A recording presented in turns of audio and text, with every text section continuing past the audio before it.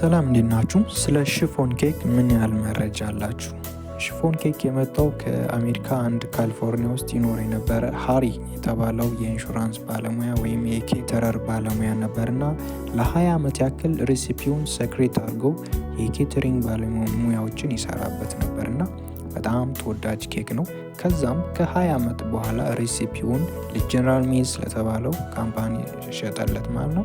ከዛም ከ1940ዎቹ በኋላ ደግሞ ይህ ሬሲፒ በነፃነት እንዲሁም በየቤቱ ሰዎች ማዘጋጀት ጀመሩ። ካምፓኒው ለቀቀው ማለት ነው። ሽፎን የሚባለው ኬክ አብዛኛው ከፋብሪክስ ወይም ከጨርቅ ጋር የሚመሳሰልበት ምክንያት ምንድነው? በጣም ለስላሴ ሆኖ እንደገናም ደግሞ በጣም ውስጡ ስፖንጅ ነሱ ነው። በጣም ቆንጆ ኬክ ነው። ሬሲፒውን ትወዱታላችሁ፣ ጽፌላችኋለሁ።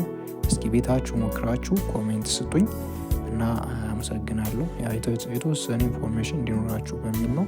በነገራችሁ ላይ መማር ለምትፈልጉ ሰዎች ሙሉ ዝግጅቴ ሬዲ ነው እና መማር ትችላላችሁ ማለት ነው። በማስተማር ረጅም ዓመት ልምድ አለኝ።